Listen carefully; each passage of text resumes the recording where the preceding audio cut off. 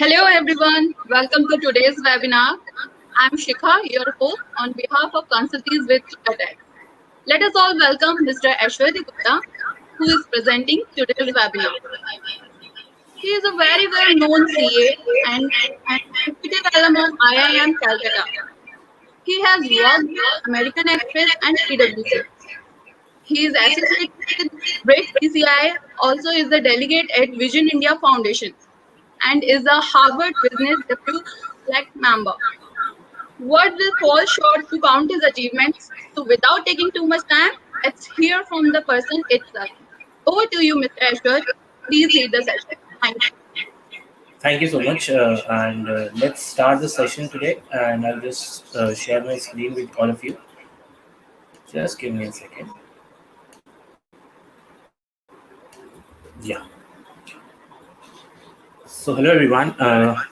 As we are collected here to understand what exactly is the technology that we have around us, which is blockchain. So what exactly is blockchain, or how blockchain is coming ahead and changing the world, or how automations are happening, is something we all wonder.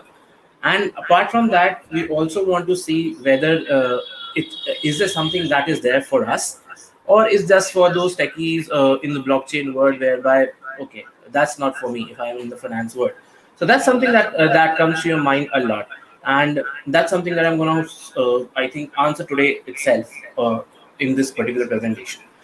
So before I go ahead and just to see whether all of you are active or not, I'm just posting a pic in front of you. There are two pics in front of you.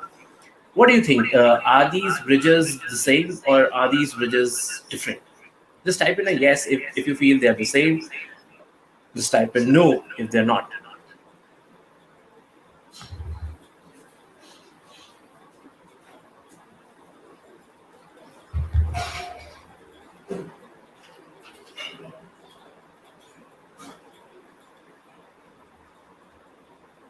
Anyone?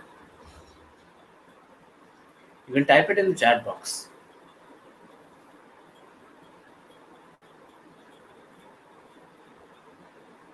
Okay, I got an answer which is they're saying different. Another one again saying different.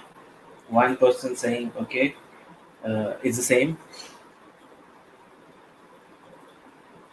Okay, so what I can do is, let's say, let me move ahead and let me see what I can do here. So basically, both the bridges that you see on the screen, they are same. What I want to say here, if I am showing this to you, or is there any meaning to these things while I'm showing you this in a blockchain webinar? Yes, absolutely. So these bridges are something where I can understand, or where I can see that basically what is happening here.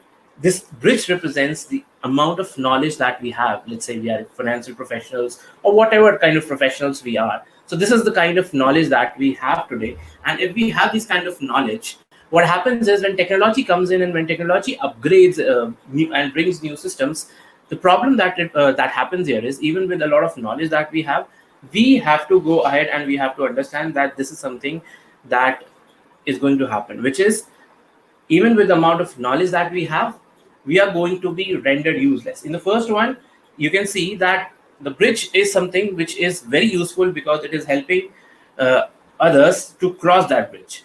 But now what is happening is, in the second image, even if the bridge is there, the water, you cannot see the water, you cannot use that bridge to cross the river, because the river has changed its course.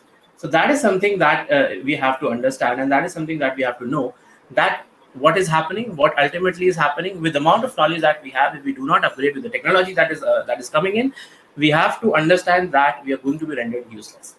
Now with that, let's understand why blockchain came into the picture, or why something like a blockchain went ahead. So let's see what exactly is the reason. So we have seen internet, we have used the .com word, we have seen that internet has helped us in a lot of ways. And what is happening here is, basically, internet has given us the .com word, the email, the social media, the mobile web, all these things. And basically, this is something which is very good. And we are so happy having all these things here. But also, internet has helped us to reduce the cost of search. It has helped us in reducing the cost of collaboration. Like today, I'm sitting here sharing the information, what is happening, or what exactly am I spending. It's almost a fraction of the cost that you would have spent if you would have taken a live basically one-to-one webinar or something like that. So the cost is something which has been reduced to a lot extent, and it is very helpful in exchanging of information, because here if we are exchanging the information very easily. But is this something where what is happening is we have got everything that we wanted from the internet? No. Today, if we are talking on the internet, or if let's say if you are listening to my webinar, I don't know who exactly is listening to my webinars. So I cannot identify the people, or I cannot go ahead and I cannot know, okay, this is the person whom I'm talking to. So I cannot establish the identity of that person, and which is something which is scary sometimes, because what happens is if you are someone who is dealing with dealing in businesses and all those things, until and unless you know who exactly are you talking to, you need to understand that it's not ease of doing business, because every time you will feel whether it's a genuine person whom we are doing business, or it's someone who is just going to get us into a scam and we will lose our money. So it's very difficult to use to establish that identity. Now, what do we do in today's world? We go ahead and we rely on the third parties. Third parties, basically, let's say if you're making a payment, you rely on apps like Phone Pay, Google Pay, and all those things. So what is happening is you're relying in those third parties, and ultimately what happens is these third parties, because they're centralized servers, they often get hacked and you lose out a lot of data. Recently, we had hacks on Domino's. We had Domino's app. We had a hack on MobiQuick data. So all that data is going out. All that data is being made public. That's something that is scary, and that is something what is happening with the internet. Even with the internet, these are the shortcomings that it has. And internet always promised us that almost we'll have around everyone to be included in the financial systems, meaning कि सबके पास bank account होगा, सब bank से जुड़ के financial system से जुड़ पाएंगे. But is this true? It's absolutely not. There are around 2.5 billion people जो अभी भी एक banking system से या एक financial system से जुड़े हुए नहीं. अगर वो जुड़े हुए नहीं है तो जितने सारे बेनिफिट्स हैं, जैसे गवर्नमेंट कहती है कि हम सारे बेनिफिट्स बैंक अकाउंट में दे रहे हैं, अब किसी का बैंक अकाउंट ही नहीं है, how is are they getting the benefits? So that is something that is happening. They are not able to go ahead and they're not able to get those benefits. And ये केवल India में नहीं, it's worldwide. There are a lot of countries which do not even have a banking system proper. So if they do not have a banking system, ultimately what is happening? Those people are not getting connected to the internet, connected to the financial systems.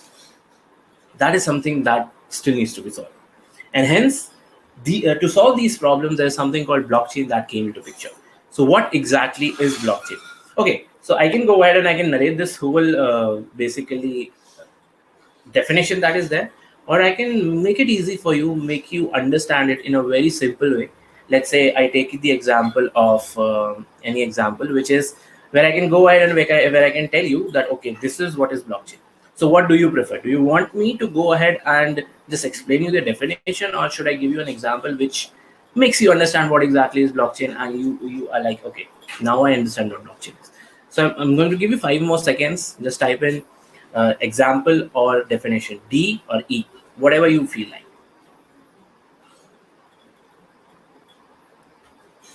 Okay, we need examples. Got it.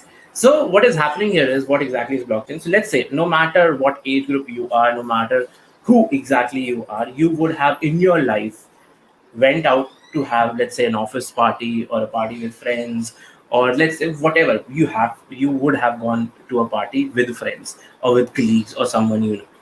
Now when you go there, what happens is, let's say most of the time, let's say it's a movie, and when you're going to a movie, it's not that everyone is going to go to the movies whereby he'll have his own tickets. अपना ticket खरीदेंगे, अपना burger खरीदेंगे, अपना खाने का सामान खरीदेंगे, या फिर अपना अगर हम ट्रांजिट कर रहे हैं तो हम अपना केवल अपनी अलग से ओला करके आएंगे. All these things will not happen. Someone is going to pay for all the movie tickets. Someone is going to pay for the food, and then later on we will touch it up. Now the problem here what exists is, कभी-कभी हम लोग ये कहते हैं यार उस दोस्त ने ना, या उसने, that individual, that colleague, he has said that he has spent this much of money, but I don't think he has actually spent it. He either did not spend it, या फिर उसने क्या किया है, उसने थोड़े से पैसे मार लिए और हमें पता नहीं लगने दिया. So to solve this, there are many apps that came into picture and said that something like Splitwise, या फिर कुछ नहीं, simply we can form a Google sheet. Google Sheet where what we can do is we can go ahead in that Google Sheet. What I will do is I'll put in all the email IDs of everyone, and as anyone is doing the expenses, what he can do is he can upload the bill, and he can say, okay, I've paid this. So if the bill is there, everyone can see that bill, and everyone will be like, okay, I understand now. Yeah, this is someone. This is a genuine expense that has happened. Okay, I got it. But the problem here is anyone can go ahead and anyone can edit. Everyone has the edit access, and then problem क्या होती है कि जब सबके पास access है, तो अगर जब किसी ने और ध्यान नहीं दिया तो हो सकता है बाद में जाके कोई बिल को एडिट करके दूसरा बिल लगा दे, एक्सपेंसेस चेंज कर दे, या फिर ऐसा कुछ हो जाए जो आपकी नजर से शायद मिस हो जाए. अगर ऐसा कुछ होगा तो what exactly is going to happen? You are going to again feel that same feeling.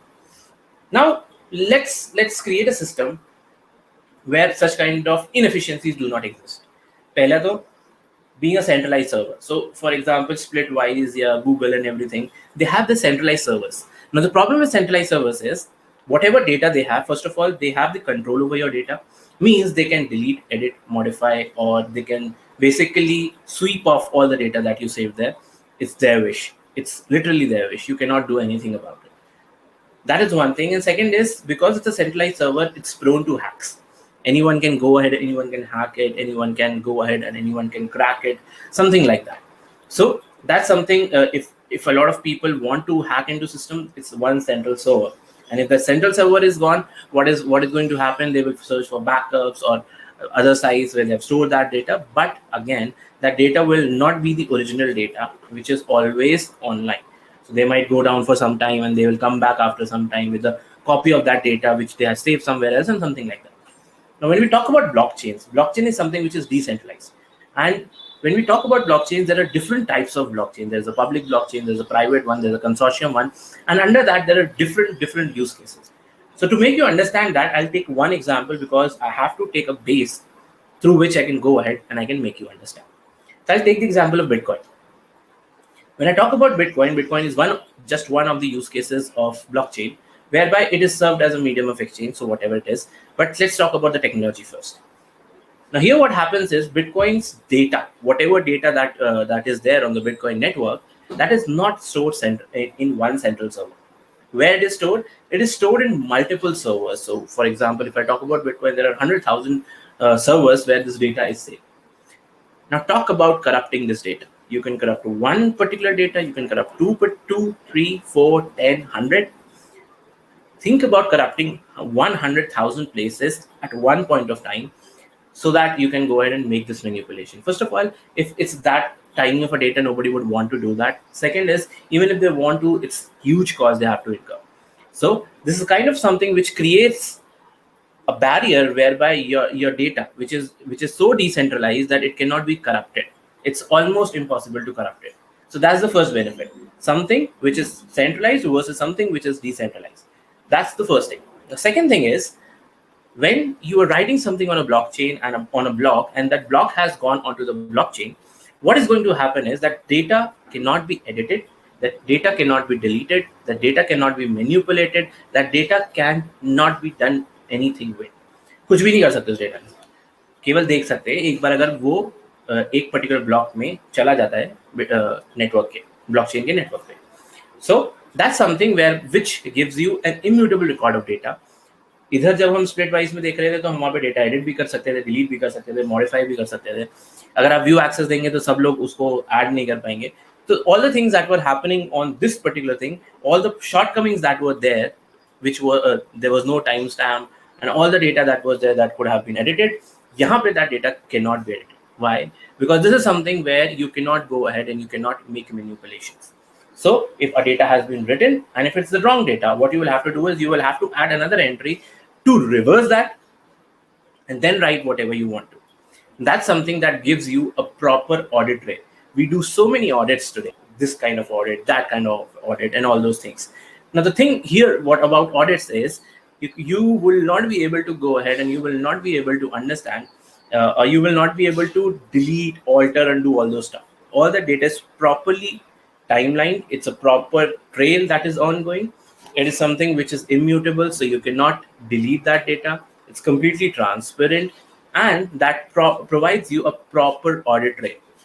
Something which we as auditors or we as financial professionals have to go through so many types of audits to ensure, and then also we cannot ensure the 100% accuracy of the data. But blockchains, the data on the blockchains can do all these things on its own. That's another thing. And then it is managed by a cluster of computers. Like I told you, there are 100,000 servers for Bitcoin. Could be lesser for other kinds of blockchains which are there, but this is something which is there. And then the last part is it's not owned by a single entity. If you're talking about public blockchains, they're not owned by anyone. They are public in nature. Hence, nobody can go ahead and claim that, okay, this is my data and I'm not giving you the access anymore. All the transactions till date which have happened on the Bitcoin network, you can still go and you can still see all the data. You can still download all that data. Can you say the same for any of the companies that you have been working for or auditing since their inception, that they have all the records with them? The answer is absolutely no. No company has that kind of a record with them. So that's something which blockchain is enabling. And then each of these blocks of data is secured and bound by each other by cryptographic principle. So that's the security principle. In terms of Bitcoin, if I talk, that's known as SHA 256. So that's something which is so secure that you cannot just go ahead and you cannot just hamper or trample the data. Again, what exactly is blockchain? A blockchain network has no central authority. It is its very definition that it is democratized system. It is shared and immutable ledger. The information in it is open for anyone and everyone to see. Hence, anything that is built on the blockchain to its very nature is transparent, and everyone involved in it is accountable for its actions. Now, if everything can be done on one system and there is no need for those third parties. Remember, I was talking about the second problem, which was third parties which were having our data, where they were connected to various servers, and this was just a data exchange. Talk about money. If I have to go ahead and I have to transact money, I have to take the help of a bank. I have to have a bank account. I'll have to have that bank account has to have a bank account in the central authorities. And if, let's say, I have to transfer that money to overseas, and from their central bank to some other country's central bank, from their bank, so that's a huge trail that is happening, and huge intermediaries that are in between. But with the help of blockchain, what you can do is you can almost reduce, I'm not saying to nil, but you can almost reduce them to at least 80 to 90%. And that's huge. That's huge. If you reduce that much intermediaries in between, this is something that is very effective, that is very efficient, and that can give you a very good thing into the future. Hence, all these disruptors that had been there in the 21st century, like Uber, Airbnb, YouTube, etc., these were just basically aggregators that were there out. And if blockchain can replace all them, this is something which can disrupt the disruptors of 21st century. So that's what exactly is blockchain. I'll stop or pause here and see what exactly are the questions that people have, so that we can go ahead and we can see if there are any questions that I am missing out.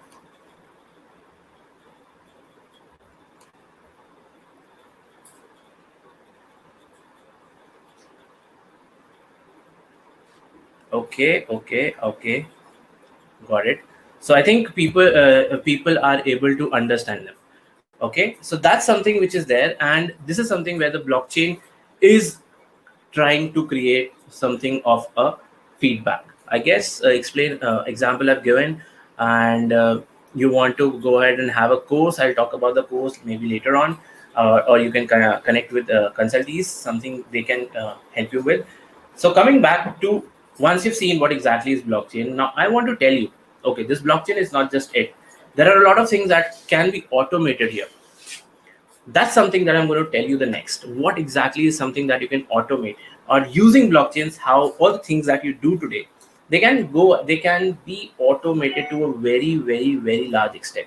So this is something that you should all know. Why? Because automations in finance, automations in the whole industry is something that is taking over rapidly. And I'm not saying that they're going to replace everyone, but if you are able to understand the technology, you will always have a better edge with yourself when you're talking about, or when you're connecting, or when you are interacting with your seniors or your superiors into how or what exactly is the technology that they can implement in improving the course of action that is happening in the particular technology side. So I'm going back to the presentation again. What happens here is, if that's something which I want to share with you, how automations are happening. So when you talk about this particular thing, there is something called a smart contract. Let's see what is smart contract. So smart contract is basically nothing. There's a very simple principle which says that if this, than that. Let's take an example before I just go ahead and explain you all this thing. So let's take an example. Let's imagine you want to go ahead and you want to, let's say I want to give you $1,200, but this $1,200, this is something that I want to give you $100 per month. Okay, $100 per month on the first of every month for the next 12 months. Now today, if you have to go ahead and you have to create this something, or you have to enable this, you have to create an escrow account where you will have to store that $1,200. That's one service. You will have to hire, let's say, give standing instructions to the bank. That's another service that you're taking from the bank. Or let's say you're taking the services of, let's say, a lawyer or banker or an intermediary who's going to ensure that the payments are going through. That's a third intermediary here. But what if I tell you can just go ahead and in this smart contract, what you can do is just the level of imagination that you can have. Thereby, what you can do is basically you just write it on the smart contract that, hey, in this smart contract, what you can do is you can just say that I want to make $100 payment for the next 12 months to, let's say, you, and that's something that I have to do. Now, the smart contract, what it will do is it will also act like a escrow. It will take your money, it will store it in itself. So there is no third party I'm creating. I'm just interacting with the smart contract where it is doing. So all the money it's chosen on itself. And then what it has, whatever conditions, whatever codes that I've set, which is like every first of every month for the next 12 months, you have to just go ahead and pay $100 to a certain person. So that's something is the condition that they're going to check. They're going to go to the internet through the help of oracles. And then what will happen is they will check whether it's the first of the month, no. Whether it's the first of the month, no. Whether it's the first of the month, yes. Pick $100 from my account, or from the smart contract in which I've stored the value, and deliver it to someone else. That's super easy. That's something that a smart contract does. Where what do you need? You need two people between whom you will enter the contract, and this two is the minimum. You can have as many as 1 million people with whom you can just go and enter into a smart contract. Second is all contracts are written in codes. So if something is written in codes, and if it is working successfully for one, it is going to work successfully for everyone, because the code is something which is correct at the first instance. The third is smart contracts are stored in blockchain. Now, I told you about blockchains. You cannot edit the data, you cannot manipulate the data, you cannot modify or delete that data. So if a smart contract has been triggered, then it will work until and unless all the conditions of it are met. So it will continue to work. So let's say you can say that, okay, after 6 months, I realize I don't want to pay off this $100 to you. So if you feel that this kind of a situation can come in, you can build those conditions in the smart contract. In that case, what will happen after 6 months, maybe what will happen, your money that you have given up, that money will come back to your account automatically. Then what will happen is, because of this, you will go ahead and you will be able to still, you will be able to still get that money without any hassle, without going to the bank and telling, okay, cancel my Nash, or telling your lawyer, okay, I want to amend this. So all these things you don't need to do anymore. Why? Because this is something which is already being done by a smart contract. Now, this was just one very easy example. Now let's talk about what exactly are the other things a smart contract is working on. Smart contract is, and this is something which has real world use cases which have already been implemented, and there's a lot of money working on it. Approx $50 billion already invested or already logged in these smart contracts, and all these applications are very much working very efficiently. So that's something which is already there. So it's not something that's going to come in the future. It's already there today. So that is something that is happening. And what exactly is these? If you go by the definition, smart contracts are self-executing contracts with the terms of the contract between the buyer and the seller directly written in the lines of code. First, you already understand the benefits. First, all the data and all that is there. But one more thing that is happening here. If you are governed by human emotions, or if you are a human, what will happen is you can show partiality. Talk about a lot of scams. They happen because there is a bias that is created. Let's say if you talk about Nirav Modi or all those people who have ran away from India, there was a kind of a biasness where maybe the system was manipulated, or some people manipulated the whole thing, and all those things could have happened. I don't know what exactly happened. Nobody knows. It's all behind what people told us, but nobody knows what exactly happened.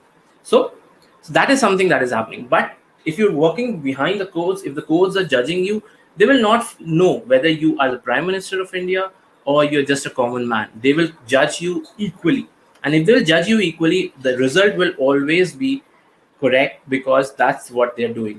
They're not judging you by your character, they're judging you by what financial things they have to judge. Like, for example, if you're going ahead and taking a loan, do you have adequate collateral to go ahead and take that loan? That is something that they can do on their own.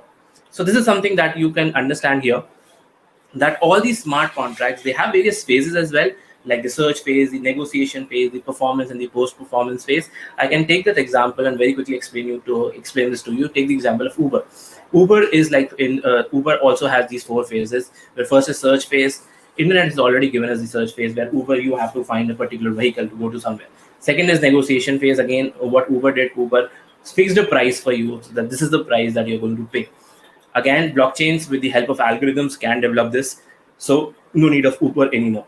Third, performance phase. Uber ensures that once you sit and once you reach your place, that's something that the service has been given, only then you make the payments, but there's a lot of human and manual intervention.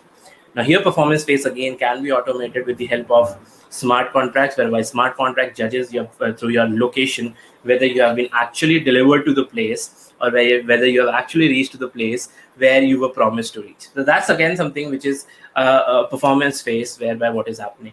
Now there could be failures in performance and everything. That again is already being built on these smart contracts, and once these are ready, most probably these are going to be disrupting all those services that Uber gives. Then the post-performance services, like for example, the driver was rude to you, or you were not dropped to the original position you were talked about, and all those things. So today, what you have to do is you have to go and file a complaint, and then only your refund is going to come, and a lot of things go under all these things. Now, when these smart contracts can geopolitically tag you and see whether you actually reach the location, and also you don't have to do all those things. Automatic flow of funds is going to happen, because your smart contracts or your applications that are built on smart contracts will hold value for you. And if the service is completely delivered, the money will be automatically paid. If the service is not delivered, the money will not be paid. So that is something that they are going to understand and they're going to do. So all these phases in a smart contract which is there. And if I talk about the use cases, there are a lot of use cases that have already been developed on smart contracts. I won't be able to take all of them, but let's say I take the first one, retail payments. Understand? Let's say you want to give your younger brother, or you want to go ahead and you want to say to your younger brother, hey, can you go ahead and can you just my younger brother comes and says to me, hey, can you just give me 10,000 rupees, because I have to go ahead and I have to pay for a tuition fee. And I'll be like, okay, I understand you want to take 10,000 rupees from me, but do I know exactly whether he's going to actually spend those 10,000 rupees into something which he's talking about, or is it something where he's not going to, he's actually going to party with, like say 5,000 rupees, and he's just going to use the remaining 5,000 for his fees or whatever for the task he has asked me for. And that's something, this is a use case which has been implemented in Singapore, where they're using smart money. Now we had smartphones, we had smart people, now we have smart money. Now what happens is, you put this 10,000 rupees in a smart contract and send that money to him, and you build in this smart contract that, okay, I'm going to pay this money. You only pay this money if you're using this for any educational purpose. So let's say my brother just goes out or goes to a pub and he wants to get a drink. So as soon as he goes out and swipes his card, through which I've sent the payment, that card says, I don't do, let's say, mojito, or I don't pay here because this money is just for education. So imagine if you implement this whole concept on the governments or on the NGOs, where they're claiming that they're having a lot of money, they're collecting a lot of money, and whether they're actually using it or not. So you can actually give those conditions to the money, and even if you're not monitoring, these smart contracts can go and monitor that for you. So these are just some small use cases which I can talk about, and where exactly the whole issue, or where exactly the whole thing is going into smart contracts. Now, if you talk about accounting, yes, smart contracts can automate your accounting, and this is the future that we are moving into. There are various companies that have already started working in it, whereby once you write how a particular accounting or how a particular agreement has to go forward. Let's say if you're working in Airtel, and you decide that this is the tariff that people have to take care. Now today what you have to do is, you will just check 10-15 entries to ensure that, okay, the rates the system is deriving are correct, and you will assume. Now here in a smart contract, what will happen? You will build a smart contract whereby you will build the condition that, okay, if it is a 199 rupee recharge, all the people who are under this domain, they're going to get 1 GB of data every day, or they're going to get this much amount of SMS on a daily basis. So, or if they're using anything excess, they're being charged. So if the smart contract, I'm able to audit the smart contract and the smart contract is correct.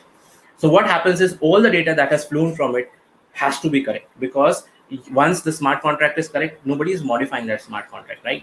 So all this data that is going ahead, that data is going to be something which is going to be correct. So today, if we have 10 million entries and I cannot audit those 10 million entries, but tomorrow, if there are 1,000 smart contracts, I can audit those 1,000 smart contracts, and I can ensure, and I can go ahead and I can give, or I can say that this is 100% correct data that we are going ahead and telling you about. So that's something that is there. That then there are a lot of other use cases like worry minimizing commerce, parametric contracts, algorithmic management, record storing, government voting, healthcare services, reconciliation, and a lot more things. So that's where we go ahead and you understand what are the use cases of a smart contract, or where exactly can a smart contract be used to automate. It's just limited to your imagination. So if right now you're imagining, okay, I can use smart contract probably in this format, you're absolutely right. It can be used in that way. It can be, just that you have to figure out how to develop a model against it. And now these models are not something that a coder is going to develop. These financial frameworks are going to be developed by financial professionals. And then maybe when these models have been developed, we'll go ahead and we will, let's say, hire developers on blockchain who can develop those solutions for us. So finance people play a very vital role in the overall development of this particular industry. And why I say so, because if you just see where the money is flowing on blockchain, you will see that almost 42.4% of the money is going into finance and insurance, and the remaining 36%, which is the major chunk, is into information and communication. Eliminating the third parties and having all the data tamper proof, real, in the blockchain world. So that's where they're all going into. That's where the real money is going into. You can see that in the chart. Professional services, like today, if we are going ahead and if we are taking the services, so what happens? Our clients sometimes will not make the payments. We'll have to haggle with them. We'll say that, okay, this is done, please make this payment, and all those things. What if we put that on a smart contract, that as soon as the audit is done, as soon as I sign your audit report, and there is a way I can capture that on my smart contract, so automatically the funds are taken out from his account and they land in my bank account. How amazing that's going to be. Again, something which I feel that is not very far away, will be taken into consideration in a very short duration. Again, what I'll do is I'll just go ahead and I'll again see whether if you want to go ahead and have any questions or ask any questions from me. So let's see that.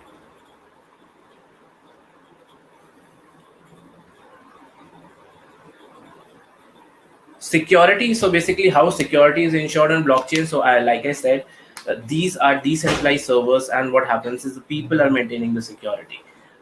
They are ensuring that the security is maintained. So there is a whole concept how they maintain it. That's something I can explain, but would take around half an hour more just to explain the security mechanism.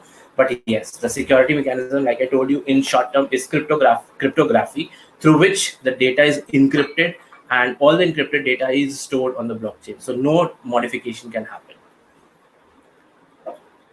How does value of crypto rise? Let's say the value of shares. So I am not the topic right now. If crypto is not owned by anyone, then what about the companies or founders of Bitcoin? Don't they have any control? No, they do not have any control over them.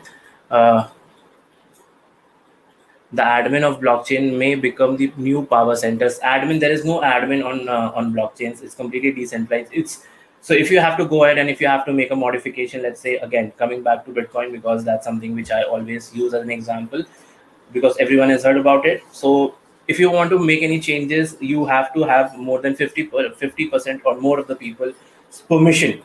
So who are these people? These are people who are, if you would have heard the word of miners, or the computing power that is being used to maintain the security of this system. So you have to have at least 51% or more of the people agreeing to something. So you propose that I want, that's called a BIP. So what happens is you go ahead and you propose this, people read it through, and once people read it through, they want to go ahead and they want to apply this, then it has to go to at least 51% or more of the computing power, from where more than 51% or more computing power is coming. So it's not one individual, it's a lot more individuals. It's like more than 5,000, 6,000, or 500,000, 50,000 people who are being at the back end taking the decisions. There is no admin here. There is literally no admin here. So you will not see any admins here. Then what happens is, if a blockchain processing is distributed in several computers worldwide, who controls, coordinates? That's the beauty of these systems. Nobody is needed to control them. It's automatically controlled by itself. The cost of setting up blockchain is presently, yes.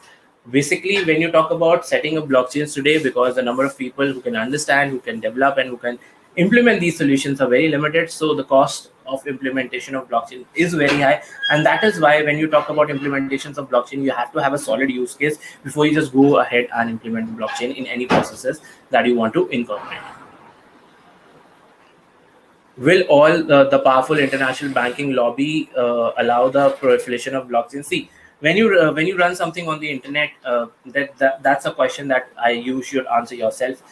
If you can stop the internet, is where you can stop the power of blockchain. So if you have to bring down the blockchain network today, you have to shut down the internet of the whole world. Can everyone survive without an internet today? The answer is no. So not something which in the longer run will be put down, or where everything is going to go ahead and everything is going to tumble into poof air. Who writes these smart contracts? So basically, these smart contracts are written on in a language which is known as Solidity.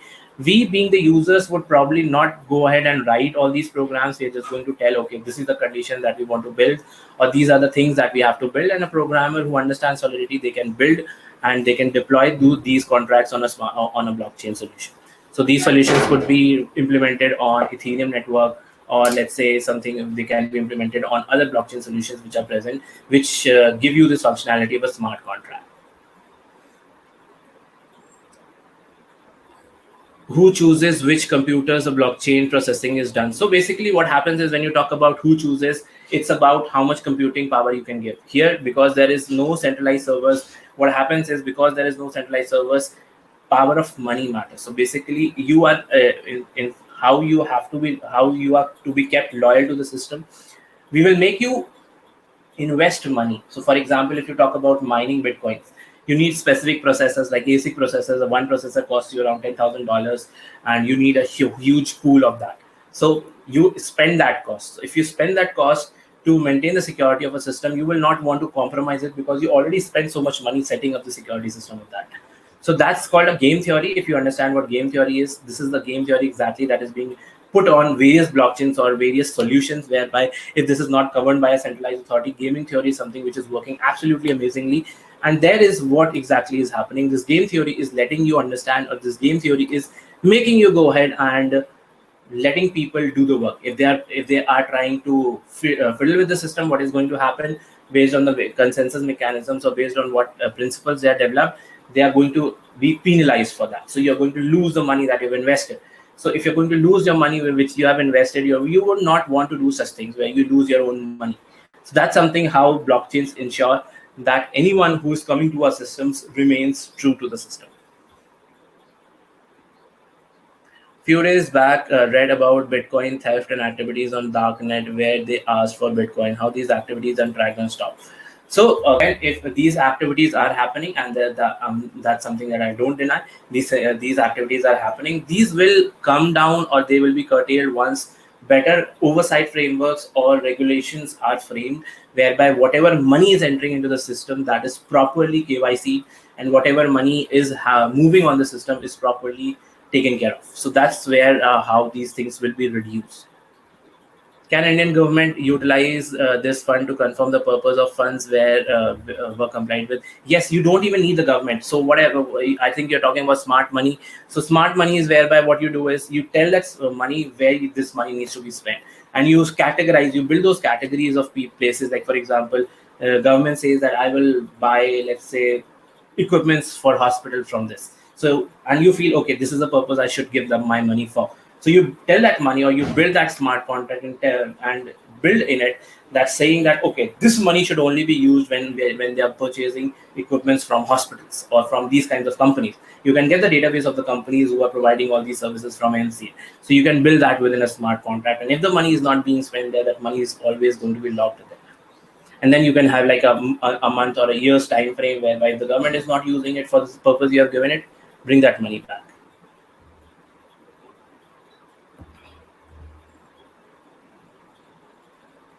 So in a decentralized world, these softwares are stored on the internet. You can go to GitHub, you can download all the softwares which are there, even the codes, source codes, you can duplicate them. There is no patent on them.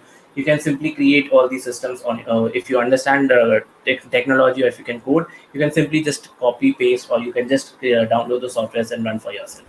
And all these softwares are available on the internet. It can help a lot in a lot of sectors. So I'll go back again to the slide because I have limited time. But yes, I'm going to go ahead and I'm going to answer as many questions as possible for all of you. So I'm again going back to my slides. And when I'm talking about the slides, so we saw where exactly this can be used. Now let's see which industries have already used it.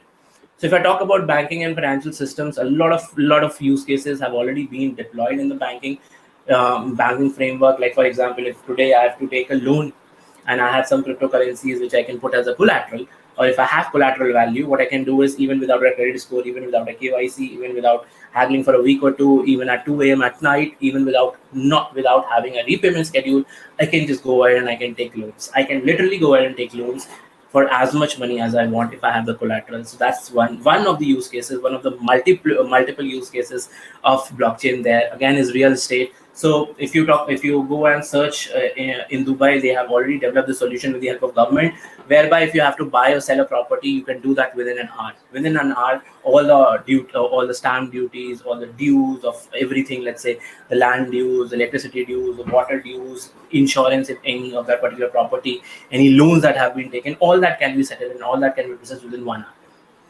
In India, we take around 2 months or 3 months to process this. That's 1 hour. Healthcare. Now, healthcare is something, if you don't know, let me tell you this. The third biggest reason why people die is because the medical history of that patient is not available and they do not get the right medical treatment that they should be getting based on their medical history. That's the third biggest reason on earth why people die. Blockchain is helping to create a database whereby all the data that is there on health of a particular individual, yes, the data will be present on the blockchain, but would be accessible only by the person whose data it is, and to only the people who they give access to. So even if it is there on the blockchain and it is just that it is secured, and it can be only accessed by people whom he gives this access, because it's his healthcare detail. So that's also something which is already developed, is being majorly used in African countries, whereby US companies are trying to access them to give them better healthcare services. So that's another use case. Education, your duplicate certification that you talk about. You see a lot of people come up with a fake certificate, and then if you're changing a job, you see that there's a whole background check that needs to take place. That's very inefficient. Every time you change a job, you have to go through all that background processing and everything. Why? So all these things, again, education, if you put something on a blockchain, if you put your certificates on the blockchain network, they cannot be manipulated and it can be easily verified. Again, something which has been vastly adopted in India itself. Retail, I told you one retail payment example. Transportation and ride sharing, I just compared the Uber example for you. Logistics and supply chain management. Logistics and supply chain, if you talk about Walmart, the biggest of all. So Walmart has implemented a blockchain solution whereby they track what exactly or from where exactly their material on the shelf is coming from, so that if any material is faulty, they don't have to replace the whole shelf, or they don't have to throw away the food from all the shelves. They just know where exactly is that food which is not good, and they can just remove it. Agriculture, they're working on insurance, farm insurances, and this is something which the government of India is very much involved in. Public records, I told you, charity, one use case. Cyber security, gaming, politics, charity. I mean, there are humongous amount of use cases which are being developed on blockchain. It is literally a new industry that is in the making and would be one of the biggest industries by 2030. So something which you should always have a look out for. Then there are some places which they are right now also working on, like forecasting, stock trading. Stock trading has very much been started, whereby you have something called a security token and all those things. I'll just explain in the next slide. So for example, this was something where I wanted to tell, okay, if you talk about insurances, so we have a lot of inefficiencies in insurances where there are fake claims and all those things that are happening. There is a lot of fraud that is happening. Your claims processing takes a lot of time, and it's not streamlined, and the process is something where there is a high risk whether either the person who has taken the insurance will not get the payment, or whether the company who is paying the insurance is not paying insurance to the correct person. So again, something which is happening. And then on-demand insurances is something you cannot have. Like for example, today some companies have come up with the solutions whereby if you have to travel, so travel insurances or your car insurance or everything that you had to take for a year. Now today, let's say I want to travel from my home city to, let's say, Delhi. Now there are insurances that are available whereby what will happen is you can get yourself insured for a fraction of that amount and only for that trip. You don't have to take a year's insurance for that.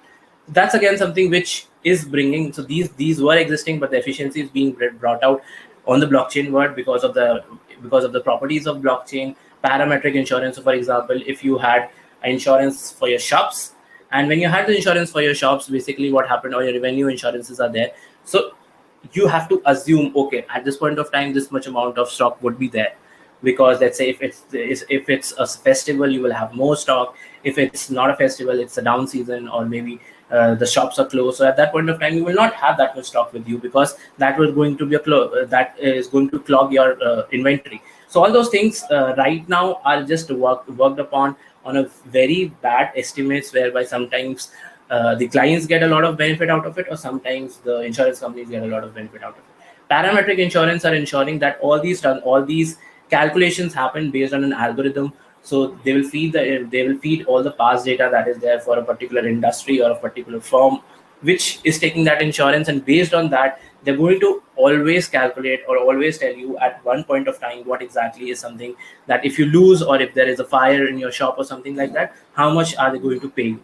So all these things are there. Then there's P2P insurance, which is not existing in today's, but let's say I take the insurance that for you till 50 years, and that if you die before 50 years, I'm going to pay you 50 lakh rupees or 1 crore rupees, and you pay that insurance to me. Today, that is not functional. That can only be done by the insurance companies.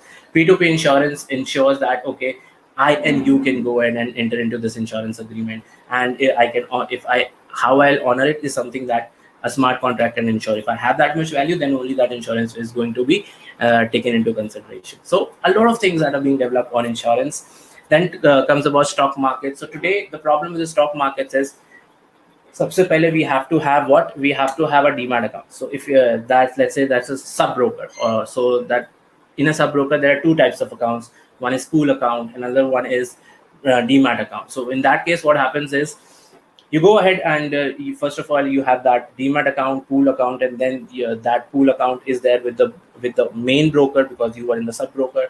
So this is a main broker, and from this broker you have that NSE BSE where you are trading, and from that NSE BSE what happens is, once you've traded, what happens, all those shares come to your pool account, and then NSDL and CDSL run the settlements, and based on that, those shares come to your demat account. This whole process takes somewhere around 2 days, and this is something which is very, very, very inefficient. 2 days to settle securities.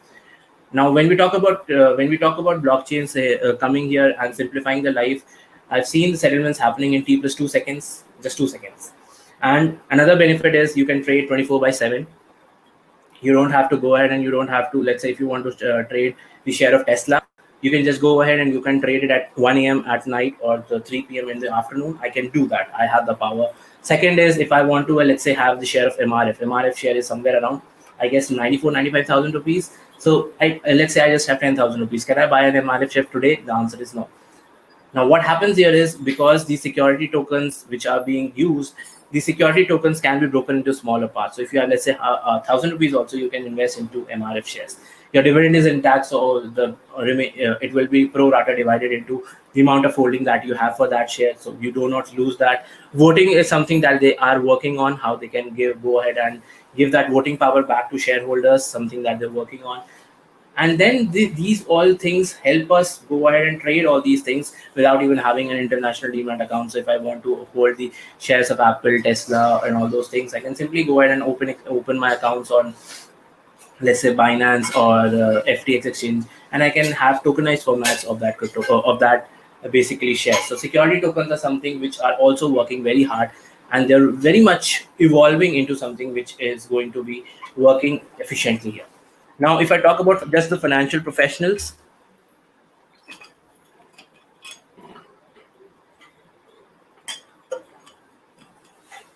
so we have already seen that in the terms of audit and accounting, I told you how the blockchain is working, and if it is working, what is happening is today's audit it is on sample basis. Tomorrow's audit is not going to be on sample basis; it is going to be 100%.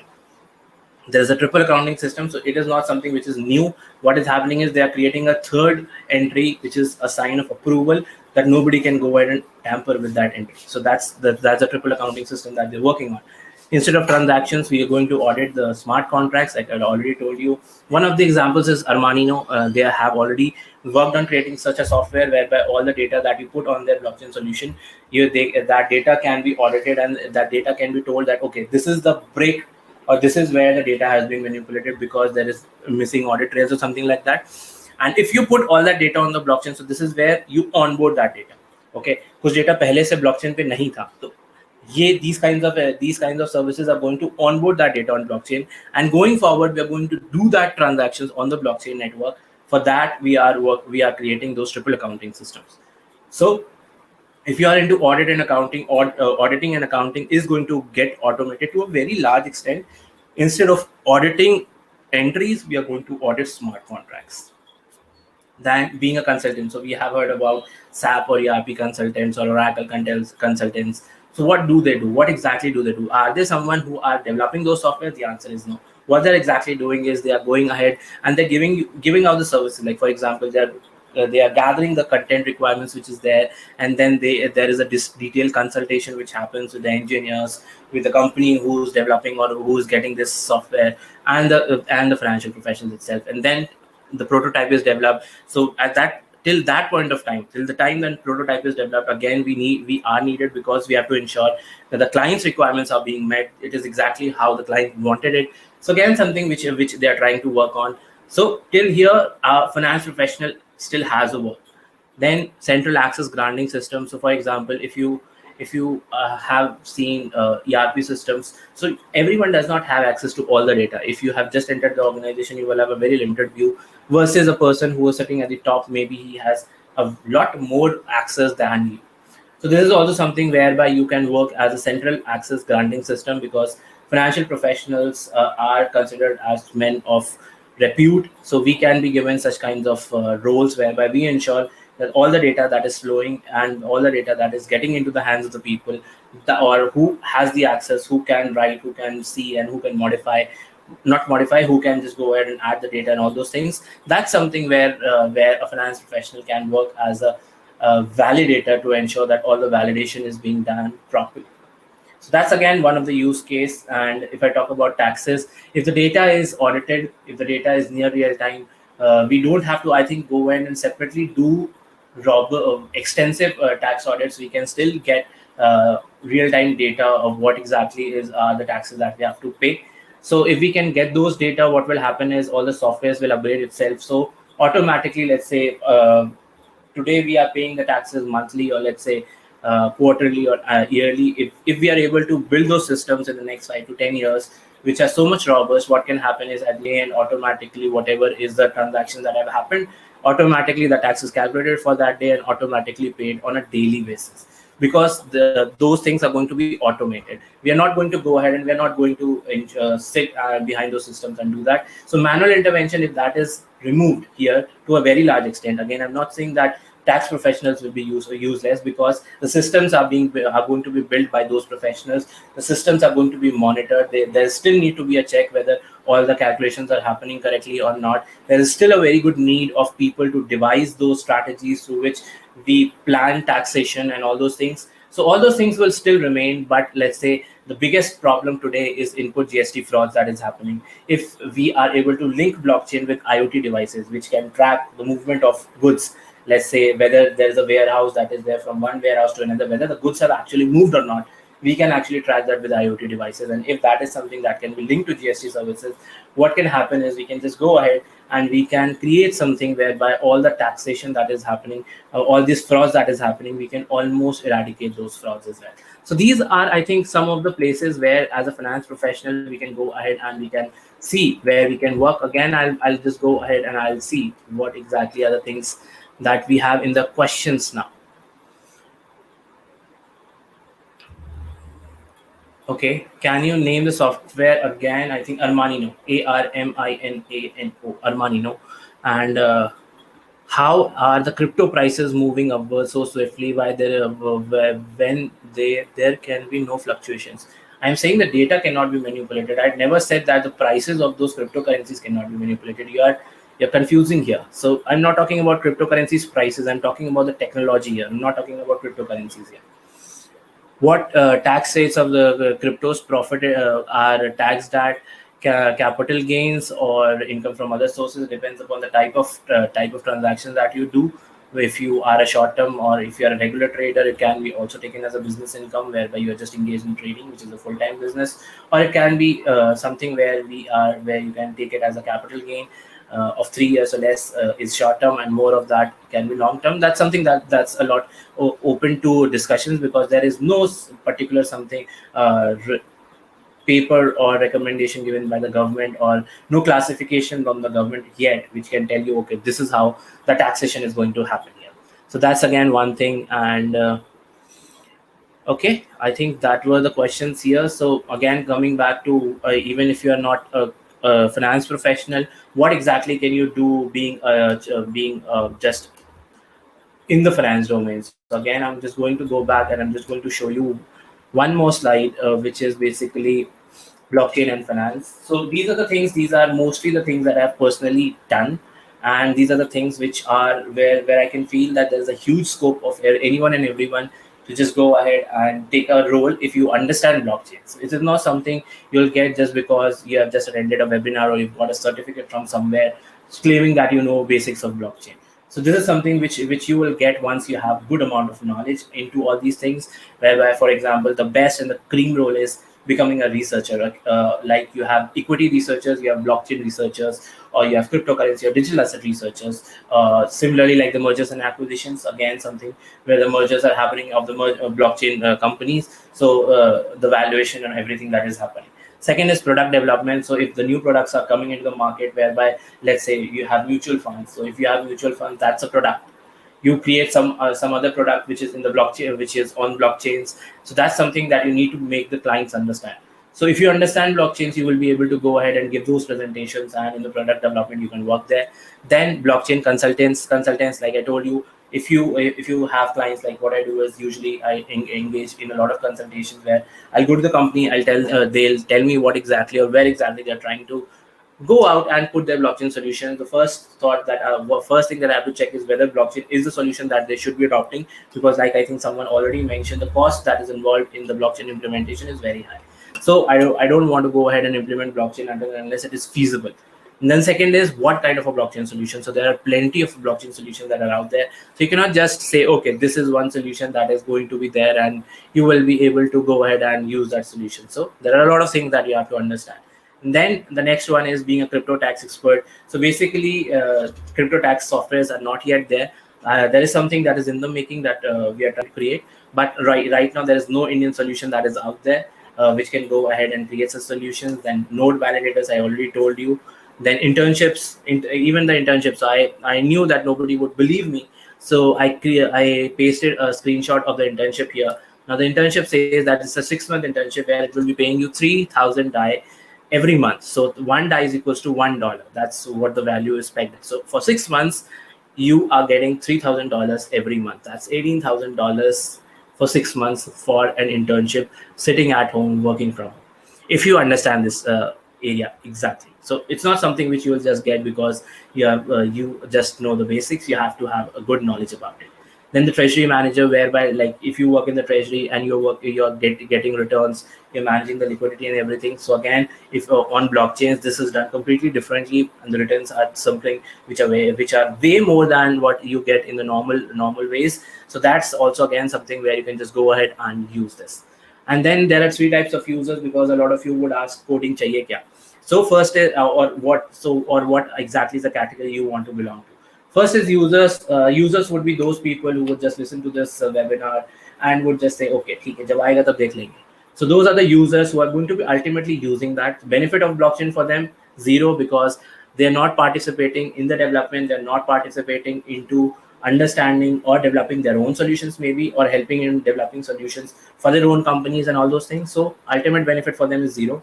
Second is architects. Architects are us, who are like functional consultants, who are going to help into making these frameworks, or going to understand this technology, or going to make a career out of it. And they're from the finance domain. They're non-tech people, not just finance, they're non-tech people. So maybe they are the people who are just making things easy for everyone to understand, and a lot of things. For them, the benefit is whatever they are working on, and if they can make it into a revenue stream, this is something which blockchain consultants are paid the highest, as per LinkedIn in 2020 survey. We people who understand all these technologies, they are the highest paid ones. So again, something, if you want to go ahead, and if you're a coder, then yes, coding is also something which, once the architect develops the structure, you're going to go ahead and you're going to implement that process flow into the structure. And then basically, I also had Indian government. So a lot of you say that in India, blockchains are not there. Blockchain is something that is just a myth, and nobody is using that. So here is something for you by the Indian government, or from the Indian government, where it shows that almost, or more than 50% of the Indian states are working on blockchain solutions. Their top three priorities being land registry, farm insurance, and digital certificates. So something where blockchains are working big time, very, very, very big time. Again, something where, so don't feel that, okay, blockchain is something where nothing is happening. And then I think I also wanted to cover something about the rules and regulations around crypto, which is there. So cryptocurrencies, if you talk about, is just one use case of blockchains. So let's say there is something called a distributed ledger technology, consider it as the ocean. From there comes out a river, which is known as blockchain. So one of the applications of DLT is blockchains. And from that river, if you just take a bucket of water, that's what is cryptocurrency. So if you talk about cryptocurrencies, it's that small. So that's how much is the role of cryptocurrency. So no matter if cryptocurrencies stay, they go away, or whatever happens in the future, there is a lot more. There is a 99% chance, or there is a 99 more things that you can go ahead and do. Bitcoin and cryptocurrencies is just one use case. So don't feel that, okay, if cryptocurrencies are banned tomorrow, there is no scope of blockchain in India. The scope is humongous. That's just one use case going down. And if you talk about the latest amendments, or latest circulars in the Indian government, from the Indian government side, so basically Indian government has tried to frame they're saying that they're going to frame the body which is going to study the use cases, or which is going to study basically what is going to happen, or how these digital assets or these cryptocurrencies have an impact, and they have categorized them as digital assets, not cryptocurrencies anymore. So that's something that they're going to have, that they're going to do. There was a lot of pressure on the banks, where people were saying that the banks are being pressurized to not accept cryptocurrencies and all those things. So RBI just went out and cleared it out that there is no such issue from our side. It's come up to you if you want to go ahead and if you want to extend those services. And this was given out to all commercial and cooperative banks, payment banks, small financial banks, NBFCs, and payment system providers. So there is no ban in India. It's not illegal, yes. But there's one thing that you need to understand. Being a legal tender of money and being legal. So what happens is, being a legal tender of money, if you talk about legal and tender of money is more of where you can just go ahead and understand that if that's the something which you're talking about is which you can use and transact. So for example, your fiat currency is a legal tender, so that if you go to a shop and you give that money to someone, the other person has to accept it, because that's a legal tender. While gold, bonds, shares, stocks, or cryptocurrencies, these are not legal tender of monies, but they're legal. So like, it's just the same.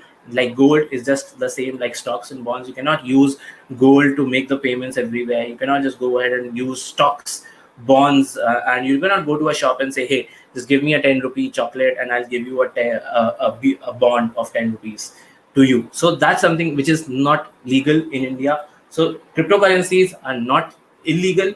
They're just not a legal tender of money like gold and other things that I just talked to you about. So that's the stance there. Now what I'll do is I'll just open up for the questions. I know there were some people who were talking about the courses as well. There are good courses on Skill 91, SKILL 91, where you can do the courses on blockchain. I've personally made them. And then Yeah, Bhuvan, that's your query. So you can check out those courses. Can you please explain how Node Validator works? No, Node Validator is basically something. Let's compare it to Oracle software. So in an Oracle software, what will happen is you have various kinds of access that you're given based on your seniority and all those things. So this is private blockchains I'm talking about, not public blockchains. Private blockchains where the organizations are going to put their data on blockchain services. So here, what will happen is basically you will go ahead and uh, you will just go become that person who is going to ensure that only the person who is entitled to make the entries or do the math on that particular system, only those people are given that access.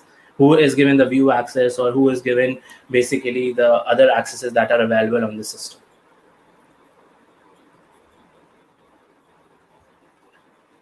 So that's there. Any other questions that we have? Do let me know if you enjoy the session. Anything that you need me more to tell, anything like that. Anything?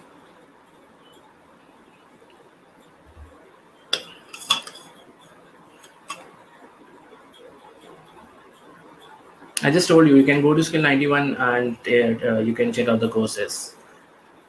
I have made them for finance professionals itself.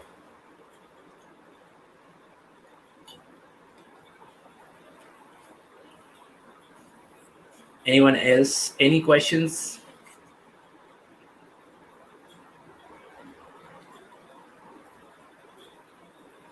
Okay, I think we can close now.